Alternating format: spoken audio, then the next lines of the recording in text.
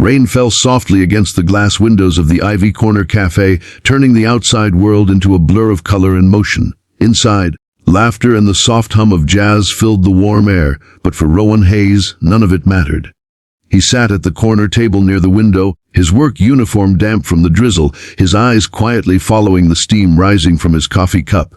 At 38, he carried the tired grace of a man who had fought too many battles, a single father of a 6-year-old girl who believed he could fix anything, even when he barely believed it himself. Across the cafe, a woman sat alone at another table, elegant, poised, and visibly upset. Her makeup was perfect, but her eyes told a story of disappointment.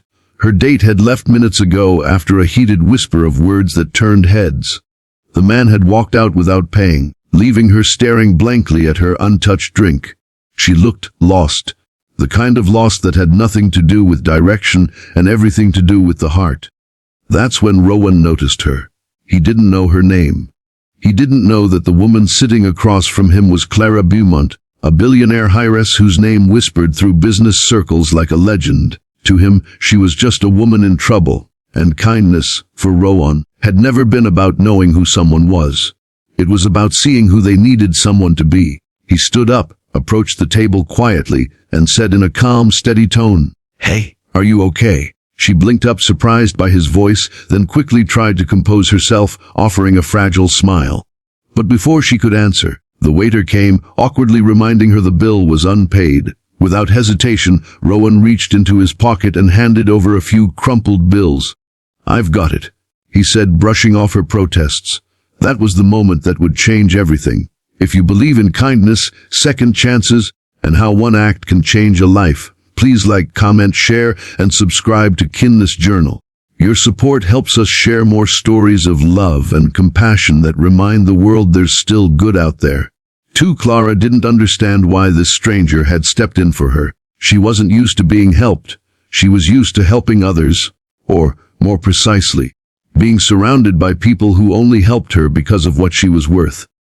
But this man didn't seem to recognize her, didn't seem to care about her expensive dress or the designer bag on the floor. When they stepped out into the light drizzle, he handed her his jacket without a word. It smelled faintly of soap and coffee, simple, real human. As they walked, Clara explained that her date had been an investment banker who spent the entire evening talking about himself. When she mentioned she preferred small moments over luxury parties, he'd laughed, saying she wouldn't survive a week without her billions. The sting of those words still lingered. Rowan listened quietly, nodding as the rain fell between the spaces of their conversation. "People show you who they are when they think you can't give them anything," Rowan said finally, his voice low and thoughtful. That sentence stayed with her long after he said it. They reached the end of the street, where Rowan stopped beside an old, slightly rusted pickup truck. A little girl sat inside, waving enthusiastically through the window. "That's my daughter Elsie," he said, smiling softly. "I pick her up from daycare after work, and sometimes she gets hungry, so we stop here for her favorite muffins." The Clara waved back, the child's joy unfiltered and pure. Made her heart ache with something she hadn't felt in years. Longing. That night Clara couldn't sleep. She thought about the man who had walked her out of a bad date, the way he spoke gently, without expectation, and the way his tired eyes softened when he looked at his daughter. She didn't know why she wanted to see him again, but something inside her whispered that she needed to. So, 2 days later, she returned to the cafe, and then again the next week. Each time Rowan was there, usually tired, usually alone, sometimes with Elsie coloring on napkins beside him. They began to talk more. About small things at first, books, music, the weather, then deeper things. Clara never mentioned who she really was, and Rowan never asked. He only knew she worked in finance, which wasn't exactly a lie. She just didn't mention she owned one of the largest investment firms in the country. As weeks turned into months, Clara found herself drawn to the simplicity of his life. Rowan lived in a modest apartment above a repair shop. He worked as a maintenance supervisor at a nearby school, fixing everything from broken desks to heating systems. His hands were calloused, his back often sore, but he never complained. He found dignity in hard work, in quiet moments with his daughter, and in the small joys most people overlooked. But what truly melted Clara's heart was the way he loved Elsie. He wasn't just a father. He was her hero, her world. He'd walk through rain just to buy her a balloon, stay up late sewing her school costume, or drive her to the park after long shifts because she wanted to see the sunset. Clara began helping quietly, anonymously donating books to the school library, fixing the cafe's broken heater through her company's maintenance fund. She wanted to make his world a little easier, even if he never knew. Still, a secret like hers couldn't stay hidden forever. One afternoon, Clara invited Rowan and Elsie to a charity event her company was sponsoring. She told him she helped with logistics and would love for him to come. Rowan hesitated, uncomfortable with crowds and formality, but Elsie's excitement won him over. When they arrived at the elegant glass building, Rowan froze. Reporters stood outside, photographers flashing cameras as luxury cars pulled up. He looked at Clara puzzled as her name appeared on the event banner. Clara Beaumont Foundation Gala for Hope. His heart sank. In that moment, every insecurity he'd ever buried came rushing back. The unpaid bills, the old truck, the patched shoes he wore for Elsie's sake. He felt small, like he'd been walking through someone else's dream.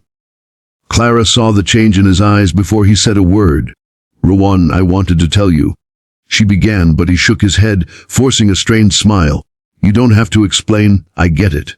I should have known someone like you wouldn't just stumble into a cafe by accident." He turned to leave, holding Elsie's hand tightly. Clara stood frozen, her eyes welling up as the crowd and lights blurred around her. The next few days were quiet. Rowan didn't answer her calls. At night, after putting Elsie to bed, he'd sit by the window and wonder why it hurt so much. He'd never believed he belonged in her world, yet he couldn't forget how she made him feel, seen, valued, understood. Meanwhile, Clara sat in her penthouse, surrounded by everything she thought she wanted, but it all felt empty. The money, the prestige, the luxury, none of it mattered without the man who'd once handed her a coffee-stained jacket in the rain. One Saturday morning, Clara drove to the small playground where she knew Rowan often took Elsie. She watched from a distance as he pushed his daughter on the swing, laughing despite the exhaustion in his eyes. She approached slowly, heart pounding, and said softly, "You know, for someone who fixes everything, you're really bad at fixing what's broken between us." Rowan turned, surprised, then sighed. "Clara, your world and mine, they don't mix." She stepped closer, her voice trembling. "Maybe not. But maybe that's why it could work. You remind me of everything real. Everything I lost trying to live up to everyone's expectations." He looked at her then, and for a long time, neither spoke. The wind rustled the trees, and Elsie giggled as her swing slowed. Clara knelt down beside the little girl, handing her a small box. Inside was a bracelet, hand engraved with the words "For the girl who makes her dad's world brighter." Rowan's eyes softened, the tension breaking just a little. That afternoon, Clara joined them on the park bench.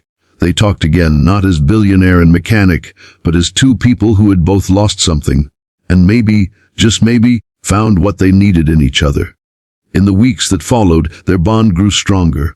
Clara stopped hiding. She visited their apartment, helped Elsie with school projects, and spent evenings laughing over simple dinners. Rowan, still cautious, realized that love wasn't about what someone had. It was about what they gave when no one was watching. By spring, the three of them stood together on the same cafe street where it all began.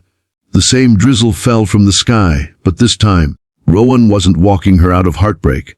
He was walking beside her toward something new. Clara slipped her hand into his and whispered, "Sometimes, the richest people in the world are the ones who have the least, but love the most." He smiled, looking down at Elsie as she skipped ahead. "And sometimes," he said quietly, "the luckiest ones are the ones who never stopped believing in second chances." If this story touched your heart, please like, comment, and share this video. And don't forget to subscribe to Kindness Journal for more real and emotional stories that celebrate love, hope, and humanity. Special request: comment below with the words, "Kindness lives here," if you believe one small act can change a life forever.